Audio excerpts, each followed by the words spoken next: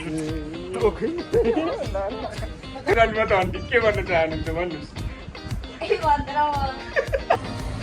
राम्रो छ जान्छु।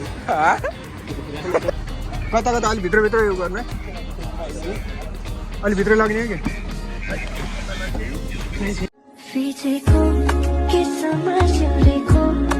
So hello welcome back to my YouTube channel.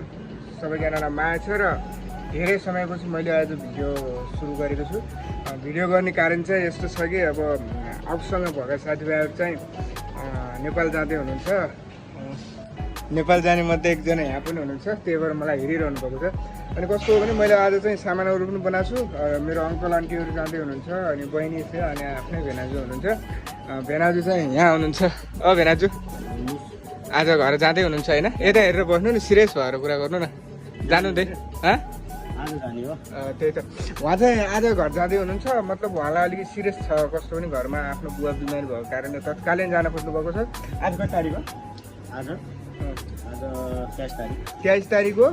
मतलब उहाँ इमर्जेन्सी जानु खोज्नु भएको छ। उहाँको छुट्टी चाहिँ 8 तारिकको थियो, उहाँ 23 तारिकको जान लाग्नु भएको छ। किनभने उहाँको बुवा चाहिँ बिरामी हुनुहुन्छ होइन? कता हुनुहुन्छ अरे बुवा? अहिले घरबाट हिँड्नु सक्नु भएको छ, काठमाडौँ आउनु भएको छ। म जाने काठमाडौँ डाइरेक्ट ल्याइनुहोस्। 3 वर्ष बस्यो यो मान्छे यहाँ इन्डियामा, 3 वर्ष बस्यो। त्यही पनि खुसी मनले जान पाएन। हामी परदेशीको जीवन यस्तो छ, किनभने गाह्रो छ, सबै कुराहरू म्यानेज गर्नुपर्छ।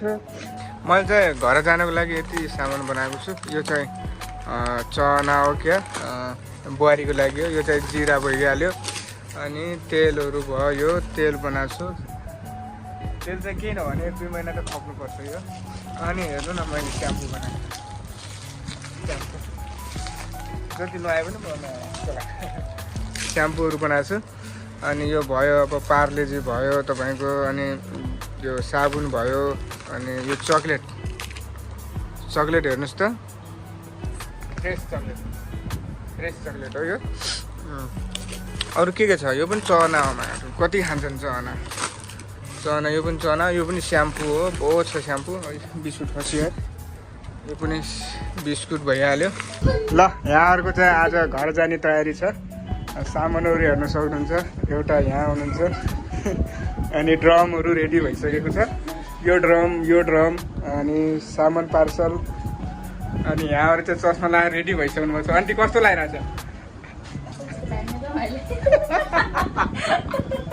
अनि बिहा गरेर आइसकेपछि 4-5 महिनापछि घर जान लाग्नुपर्छ। कस्तो अनुभव लागिरहेछ भन्नुहोस् न।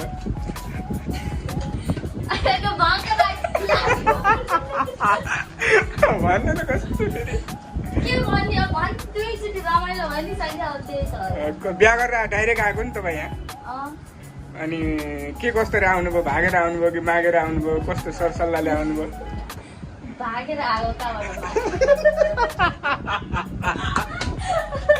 अनि अब जाँदै हुनुहुन्छ घर, अब कस्तो अनुभव लागिरहेछ? केही भन्नु होला जस्तो लाग्छ कि माइतीतिर?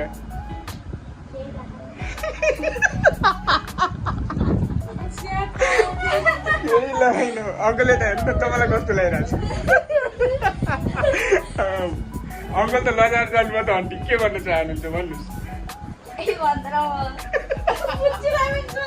अनि तँलाई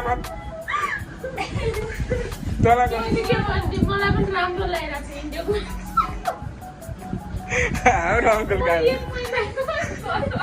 अनि हाम्रो सब पार्सलहरू रेडी भइसकेको छ। एउटा यो ब्याग हो, एउटा यो हो, यति हो नि। अनि यो झोला भइहाल्यो। हाम्रो स्टाफहरू सब रेडी भइसक्नु भयो। उहाँ स्टाफ पनि रेडी भइसक्नु भएको छ। अनि अङ्कल त्यो 2-4वटा शब्द राखिदिनु न घर जाँदाखेरि। किन अरे गेटअप दामी छ। ल, यो हामी साला भेनार चाहिँ यो सामान बोक्दैछौँ। घर जान लाग्नु भएको साथीहरूलाई यसो हेल्प गर्नुपर्छ। अगाडि पुग्नु भइसक्यो। क्या दामी ब्याकग्राउन्ड देखेको छ। फोटो खिच्ने हो मामा? मामा ओ मामा, माल जाँदै हुनुहुन्छ? केही भन्नु न। तपाईँलाई कस्तो लागिरहेको? मामा हेर्नु न, दामी देखाएको छ माथि, हेर्नु न। नेपाल जान यस्तो लाइक गर्नु नि त। ल, दामी तपाईँ 81 घर जानलाई यो यता यता हुनु न होइन ल ल यता यो होइन नि रहेछ कि ब्याकग्राउन्ड यति यो हेर्नु कस्तो दामी आइरहेको होइन कस्तो मतलब घर जानलाई कस्तो अनुभव भइरहेको तर यहाँ चाहिँ पीडित यहाँ चाहिँ राम्रोसँग बस्नु होला मेरो सालाले होइन राम्रो तरिकाले फोन कन्ट्याक्ट गरेर राख्नु फोन गर्छु मैले नि मतलब अब तपाईँ यहाँदेखि सिधै हुम्ला गइन्छ कि काठमाडौँ गइन्छ काठमाडौँ जानुहुन्छ नि डाइरेक्ट ओके ल सधैँ माया गरिरहनु होला है ओके आइसक्यो गाडी ल लगेर जाऊँ न त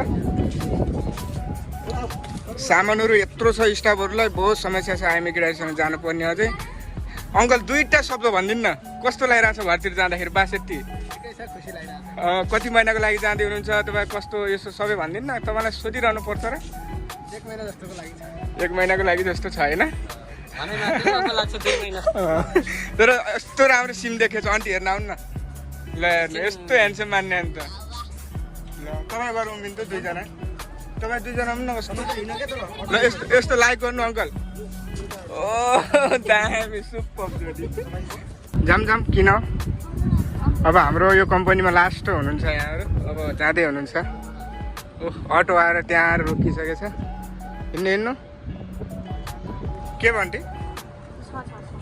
ल यतिखेर चाहिँ हामी हाइवेमा आइपुगेका छौँ यो हाइवेबाट हाम्रो गाडी आउनेछ सामानहरू सब हामीले राखिसक्यौँ आन्टी र कोची चाहिँ यहाँ लाइनमा हुनुहुन्छ र बाँकी टोलीहरू अझै आउँदैछन् के छ तपाईँको दोस्त जान लाग्नुपर्छ केही भन्नु कुरो चाहनुहुन्छ राम्रो छ जान्छु ल सामानहरू रेडी भइसक्यो अब अर्को हाम्रो गाडी अब मेन गाडी भनेको यहाँ रोकिन्छ नेपाल जाने गाडी आफ्नै मान्छेको गाडी छ के कुरा भने अब गाडी आएपछि नै देखाउँछ ल ल यो चाहिँ हाम्रो अहिले नेपाल जाने गाडीहरू आइसकेको छ कहाँ हाल्छौ सामान सामान कहाँ हाल्ने हो डेक्कीमा हाल्छौ कहाँ हाल्छौ सामान भित्रै हाल्ने भने कोलियामै हाल न भित्रै हाल्ने भने त राम्रोसँग जाऊ है डमर बेला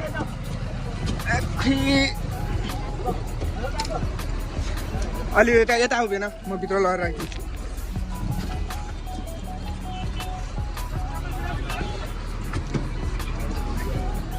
कता कता अलि भित्रभित्र उयो गर्नु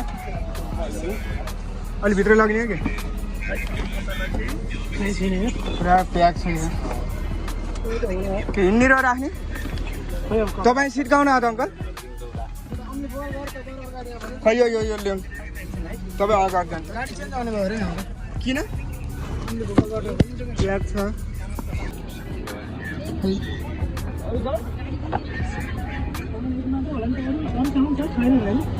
होइन यति हो सामान तपाईँको सिट खोल कहाँ छ त अम्ली बोतल गरेर छोड्ने अरे हामी त त्यस्तो जानु पर्ने भएन